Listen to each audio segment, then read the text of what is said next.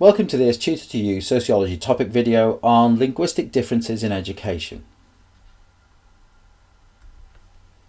One of the external factors that have been suggested for the differences in achievement between social groups is linguistic differences.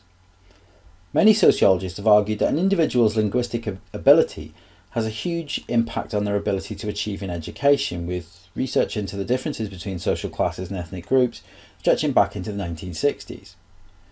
As we know from previous videos, middle-class students outperform those from lower social backgrounds in education, and cultural deprivation theorists argue it's because of the different language codes they are socialised into. Recent patterns of migration into the UK have seen a rise in the number of non-native speakers in UK schools. In 2013, it was estimated there were over 1 million students in primary and secondary education for whom English was an additional language. This influx of non-native speakers has been attributed to the expansion of the European Union in 2005, with many Eastern European migrants moving to the UK, adding greater diversity to the languages spoken in the education system. One of the seminal studies in language differences was conducted by Bernstein. He suggested that there were two distinct codes of language, the elaborated code and the restricted code. The elaborated code had universal meaning. It could be understood by people outside of a specific group. It was grammatically complex and had a broad vocabulary. It was more formal and more abstract. This code was one of two spoken by the middle classes, according to Bernstein, with the other being the restricted code used in more familiar surroundings. The restricted code had particularistic meanings. Ones that only members of a specific group could follow, was grammatically simple. Informal language was used between members of a family or a friendship group, and it was very much context bound. In other words, the language would only be understood in a specific situation. Bernstein argued that while both the middle and the working class used the restricted code, the working class used the restricted code almost exclusively, limiting their understanding of the elaborated code that was used in education. This is in part because of the nature of education. It's formal, and as such uses the elaborated code to demonstrate universal understanding. Teachers model the elaborated code in their communication with students through their speech and through written feedback given to students.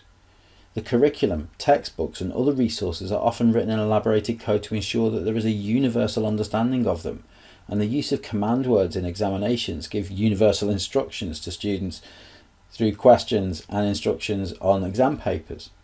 However, because the middle class are more proficient in the elaborated code, this gives them an advantage.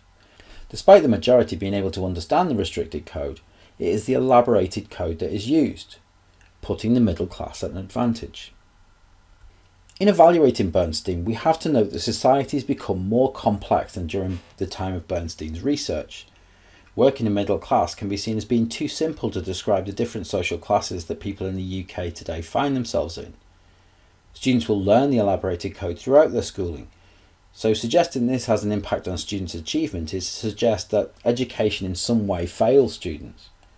Furthermore, in contemporary society, the restricted and elaborated code are often interchangeable in social situations. Speaking to work colleagues may require a restricted code, but to a customer or a senior manager, we'll see people switch into elaborated code. The same can be said for students inside and outside of the classroom. Critics of cultural deprivation theorists would suggest that the restricted code is not inferior to the elaborated code, and suggestions that it is a form of elitism.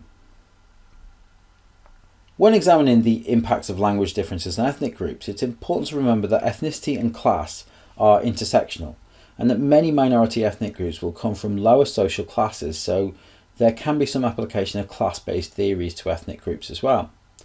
However, Beriter and Engelman looked specifically at the experience of non-native speakers in the UK in the 1960s, and found that those with lower educational achievement often had little opportunity to practice English at home, as their parents were less proficient in English. This was more common of Bangladeshi pupils than, say, Indian or Pakistani pupils. Some minority ethnic groups, particularly African, Caribbean and Pakistani, often adopt more colloquial language, such as patois, which leads to them being perceived as not as intelligent by teachers and leaders who use more formal language. It's often assumed that non-native speakers would struggle in education due to not having the required skills, but the Swan report in the 1980s found that by the end of secondary school, many non-native speakers have similar language abilities to native speakers, and therefore it should not negatively influence their educational achievement. A more plausible explanation is that as language is one of the features of an individual's habitus, that any deviation from the elaborated codes of the school would cause clashes with authority and may lead to negative labelling by teachers. A further criticism of linguistic differences comes from the performance of Indian and particularly Chinese students in the education system, which demonstrates that students who speak English as an additional language do not lack understanding of the education system, with more multilingual students outperforming students who speak only English in standardised testing. That concludes this video on linguistic differences in education. Thank you for watching.